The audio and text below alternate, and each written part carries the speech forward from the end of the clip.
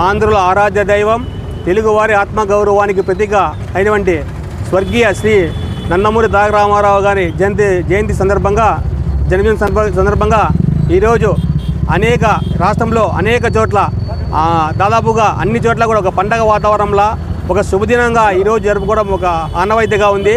తెలుగువారు ఉన్నంతకాలము, తెలుగు నాడు ఉన్నంతకాలము, తెలుగు భాష మాట్లాడుతున్నప్పుడు ప్రతి కాలం కూడా తెలుగుదేశం ఒక గుర్తు ఎవరంటే ఒక స్వర్గీయ శ్రీ నందమూరి తారక రామారావు గారు.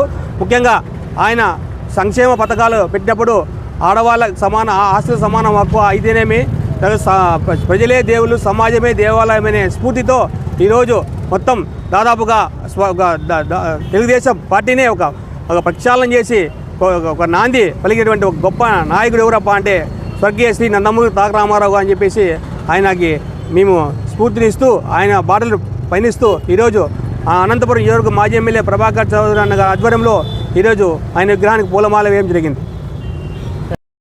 ఈరోజు నందమూరి తారక రామారావు గారి జయంతి సందర్భంగా ప్రభాకర్ చౌదరి అన్న గారి ఆధ్వర్యంలో మేమందరము ఆయనకు జయంతి పూలమాల వేసి ఆయనకు మేము కృతజ్ఞతలు తెలియజేసుకుంటున్నాము. ఎందుకంటే ఈరోజు బీసీలకు కానీ, బడుగు బలహీన వర్గాలకు కానీ ఆ రోజు 2 రూపాయల కిలో బియ్యం ఇచ్చిన ఎన్టీ రామారావు గారిని ఎప్పుడూ స్మరించుకుంటూ మేము ఆయన బాటలోనే మేము కూడా మా వంతు సహాయం సహకారాలు చేయాలా, అందరికీ పేదలు కూడా మేము చేయూతనియ్యాలనే ఉద్దేశంతో ఆయన అడుగుజాడల్లోనే నడుస్తూ తెలుగుదేశం పార్టీకి మేము ఎంతో న్యాయం చేస్తూ ఉన్నాము.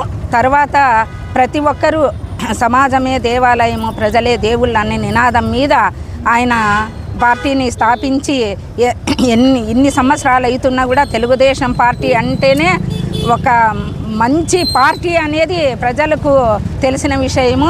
ఈరోజు ఆయన జయంతి సందర్భంగా మహిళలమందరం ఇక్కడికి వచ్చి మేము ఆయనకి కృతజ్ఞతలు తెలియజేసుకుంటున్నాం. ఈరోజు భారతదేశంలోనే కాకుండా యావత్ ప్రపంచంలోనే తెలుగువాడి ఆత్మగౌరవాన్ని కాపాడినటువంటి నందమూరి తారక రామారావు గారు జన్మదిన సందర్భంగా అనంతపురంలో ప్రభాకర్ చౌదరి గారి ఆదేశాల మేరకు ఇక్కడికి వచ్చి ఆయనకి నివాళులు అర్పించడం జరిగింది. ఆ రోజు కూడు గూడు బట్ట ఏవైతే ప్రతి ఒక్కరికి అందాలి అని చెప్పి నినాదంతో తెలుగువాడిని మన చరిత్రలోనే ఒక మ్యాప్లో మన పేరు గుర్తించేట్టు చేసిన ఘనత ఎవరిదైనా ఉందని అంటే నందమూరి తారక రామారావు గారిది. అలాంటి ఆయన స్థాపించిన పార్టీలో మేమందరూ ఈరోజు పనిచేయడం చాలా గర్వకారణంగా ఉంది.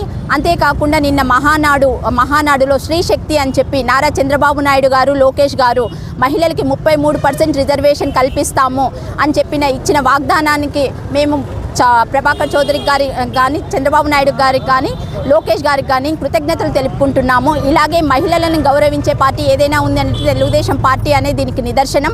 ఇలాగే ముందుకు కూడా మేము ఇంకా మంచి కార్యక్రమాలు తెలుగుదేశం పార్టీలో ఉండి ముందుకు నడుస్తామని చెప్పేసి తెలియజేసుకుంటాం.